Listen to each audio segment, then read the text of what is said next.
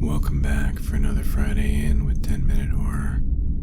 Tonight, we're gonna dip back into the nostalgic days of neighborhood video stores and all the customers that came with them. Pour 'em and roll 'em. This is South Coast Video.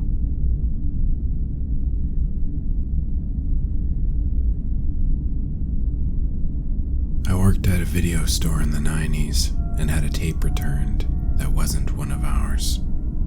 I'd worked there for 2 years and loved it.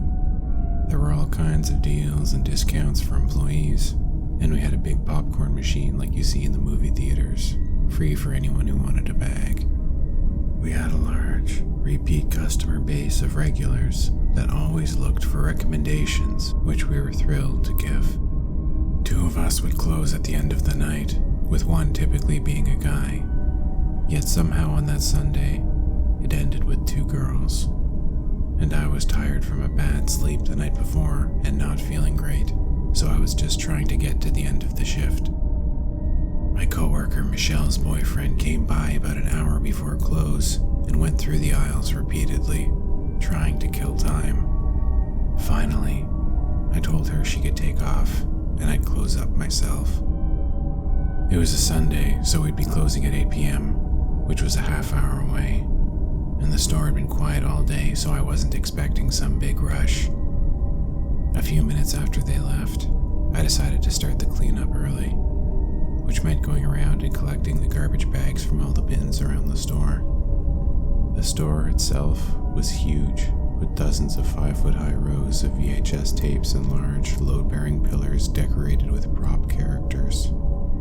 There were TVs playing new releases and all kinds of movie lore. As I walked out from behind the desk to start with the garbage bins closest to the back door, I heard that familiar ding sound come from the front door opening. We had a late customer. I went back behind the desk and put another VHS in the automatic tape rewinder. Those things were great.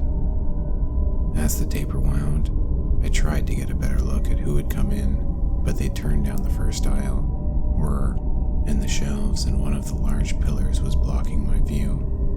I waited for them to move out from behind the pillar, but they stayed there. Then, the tape popped up from the rewinder, and I let out an embarrassing gasp. I winced at myself and replaced the tape in its plastic sleeve. I set another tape to rewind and decided to start collecting the garbages near the front. When I got up to the horror aisle, the customer was gone. The store was quiet. I walked down the aisle and turned to the right, where I could see down 2 more rows, but there was no one. I went down another row and walked out to the main aisle leading to the desk and came face to face with the customer. He was a man in his mid-20s, about 6 feet tall. He had long, jet black hair and was dressed in all black. He wore a dirty leather jacket and chains with pentagrams and goat skulls. The Satanist look wasn't intimidating back then, as it kind of blended with the punk crowd in our area. I couldn't tell which side this guy was on, but there was something behind his eyes that made me feel cold. He stared at me, long and hard. It was the most uncomfortable I'd ever been. Neither of us spoke, and for a moment, I thought he was going to rush me. Then, the tape rewinder popped up and killed the tension. I let out a nervous laugh, and he smiled at me like he'd known me my whole life. Then he said, "Good night," and he walked past me. I croaked out a, "You too," as I heard the front door open and close with that familiar jingle. I turned and saw the man outside, walking off towards a car at the far end of the parking lot. It was 7:45, but I decided to shut the store down early. The man left a lasting impression, and I called my boyfriend to be here right at 8 to pick me up. I locked the front door and felt better. I packed up all the garbages and put them away. Then I went back to the front desk to empty the till when I saw something on the counter. It VHS tape in a plastic container. The man must have returned it. Only, it wasn't one of ours. It had the same kind of clear plastic holder we used, but didn't have a sleeve or jacket from our store. The tape inside of it had a sticker on it with a name written on it. Melissa. My name. The tape wasn't rewound. It was as far to the right as it could get, like it had been watched to the very end. My hands were shaking, but I managed to put the tape in the rewinder. It was an automatic reaction. I wasn't even sure I wanted to watch the tape. As it rewound, I argued with myself over what to do. I thought about not watching it, but knew that would eat away at me. I thought about waiting for my boyfriend and watching it with him, but he was a hothead, and if there was something bad in the tape, I could see him going postal. I decided to watch it by myself in the back office of the store. My finger hovered over the play button, but eventually pressed it. The tape started with static. Then an image took over. It was a grainy, handheld camera, held by someone in the driver's seat of a car that was in movement. The holder of the camera was trying to keep it steady while they drove. After several seconds, the available hand turned the steering wheel, and I caught a glimpse of something out of the windshield that I recognized. It was the glowing sign above our store. South Coast Video in neon. I watched the car pull into the back end of the parking lot, right where the man had been going earlier. The camera pointed at the front entrance of the video store and waited. A familiar car entered the parking lot. My boyfriend's. It pulled up in front of the store and I watched myself kiss my boyfriend and go in. The video cut to footage from a new day and another work drop-off, this time by my parents. It showed another, and another, over a dozen cuts of me getting out of cars and going into the store. Then the video showed me coming out, going into whichever car was picking me up that night, and driving off. In the video, I recognized the pants I was wearing from the previous day and realized I was watching footage from last night. I watched myself get into my parents' car and we drove off. And this time, the camera followed. The driver was trailing us, and it stuck with us all the way home, watching my parents' car pull into our driveway. The camera focused on our house number, 42, then cut to black. For a moment, I thought that was it, but the tape had more. A new image flickered on. It said it was just after 3 a.m. It was from inside the car again, and it was pointed at my house. The driver's side door opened, and the camera got out. It moved across the street and towards the side of my home. The camera pointed in through windows along the side as it moved towards the backyard. I saw the living and dining room. Both were dark and empty. At the back door, there was fumbling and jangling before a small metal tool was brought out and jammed into the lock.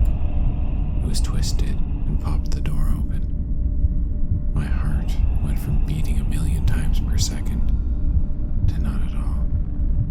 The man was inside my house. The camera switched to grainy night vision and moved through the empty kitchen. It entered the living room and looked at photos hanging on the walls and books stacked on shelves. It took the whole room in. Then it turned to the staircase, the one leading up to the bedrooms. The camera moved up the stairs quietly and reached the second floor. I pressed stop on the VCR. I wasn't sure I wanted to continue. I reconsidered getting my boyfriend and asking him to watch it and tell me what happened, but I had to know. I pressed play. The tape began with the camera looking left, then right down the hallway. I knew that to the right were my younger brother and sister's room, and to the left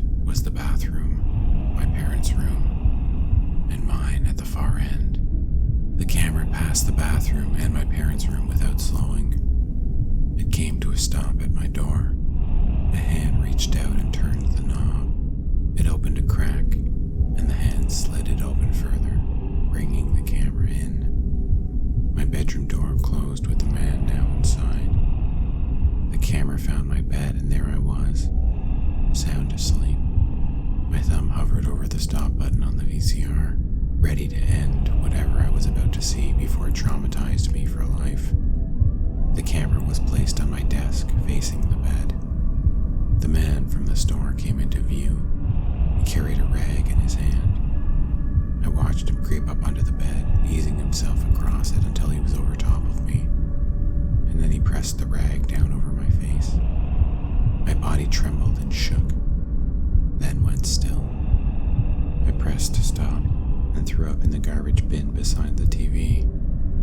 Watching the attack, I'd gotten a horrible, familiar feeling, like a forgotten memory reappearing after being lost. I took a few minutes to collect myself before deciding, once again, that whatever happened to me on that tape, I needed to know for myself. I pressed play again, and there was the image of my unconscious body, in my bed, being straddled by a black-clothed goth psychopath. The man pulled the rag away from my face. He pulled my shirt up over my head, then reached around to the back of his pants.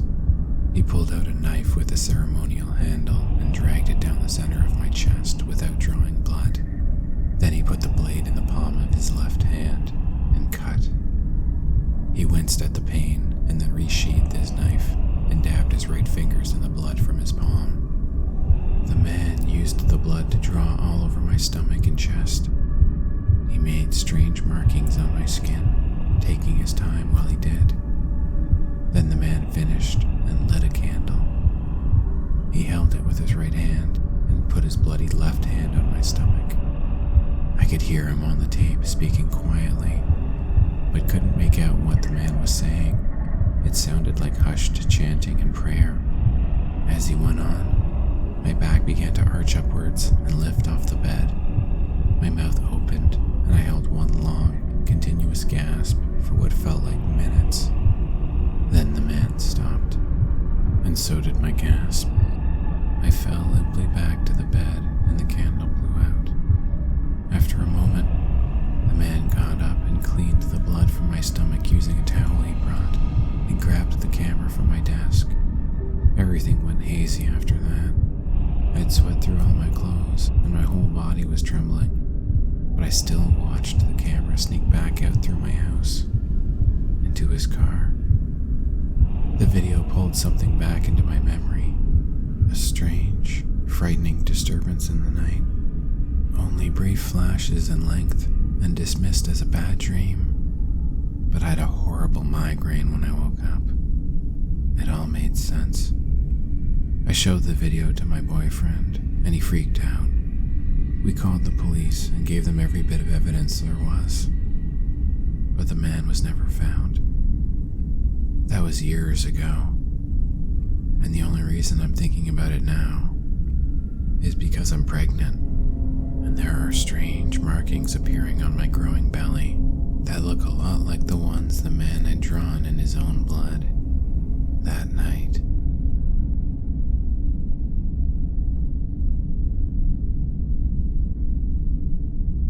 And that concludes tonight's episode.